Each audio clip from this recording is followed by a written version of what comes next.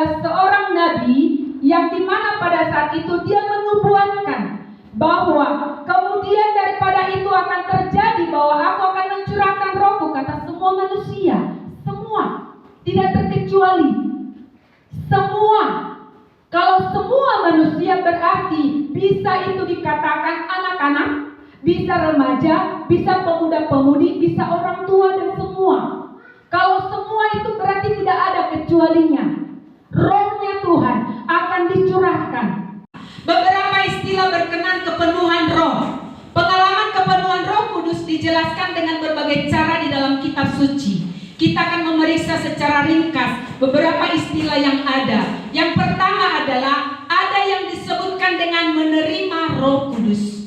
Kita akan buka di dalam Kisah Para Rasul 1 ayat 8. Kisah Para Rasul 1 ayat 8. Jadi ada beberapa istilah berkenaan tentang kepenuhan Roh Kudus. Yang pertama disebutkan menerima Roh Kudus. Kisah Para Rasul 1 Kisah Para Rasul 1 ayat 8.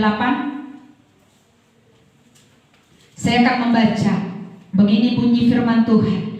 Tetapi kamu akan menerima kuasa kalau Roh Kudus turun ke atas kamu, dan kamu akan menjadi saksiku di Yerusalem dan di seluruh Yudea dan Samaria dan sampai ke ujung bumi. Saya ulangi, tetapi kamu akan menerima kuasa. Kita akan menerima kuasa kalau Roh Kudus turun. Jadi kalau Roh Kudus baru turun ke dalam hidup seseorang, kepada hidupnya seseorang, berarti kuasa tidak datang. Tapi kalau Roh Kudus sudah turun, maka kuasa itu akan terjadi dalam kehidupannya. Ketika dia mendoakan orang, ketika dia berbicara kepada orang penuh dengan kuasa. Kalau Roh Kudus sudah turun atas kehidupan seseorang, maka kuasa akan diterima. Jadi tidak mungkin kuasa duluan kalau Roh Kudus itu belum turun dalam kehidupannya. Siapakah yang bisa menerima kuasa ini? Siapa yang bisa menerima Roh Kudus itu? Semua kita, tidak terkecuali anak-anak, remaja, pemuda-pemudi hingga orang tua, semua.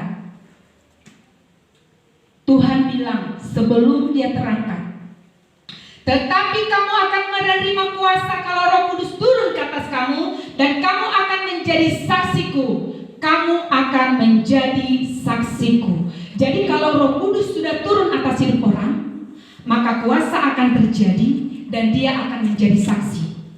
Berbicara tentang Yerusalem, mengapa Yesus pada saat itu berbicara tentang Yerusalem, Yudea, Samaria dan sampai ke ujung bumi? Karena pada saat itu mereka berada di sana. Tetapi firman Tuhan ini datang kepada semua bangsa yang ada di bumi. Dan saat ini diartikan Yerusalem itu berbicara tentang tempat tinggal kita.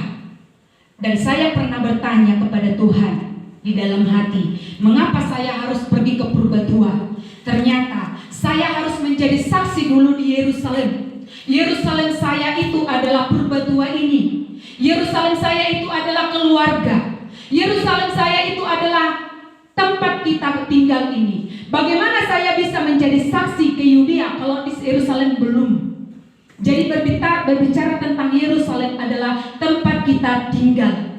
Kalau kita sudah bisa menjadi saksi di Yerusalem kita, maka kita akan bisa menjadi saksi di Yudea. Yudea berbicara tentang daerah lain, kota-kota lain. Dan setelah Yudea, maka Samaria itu berbicara tentang di seluruh Indonesia.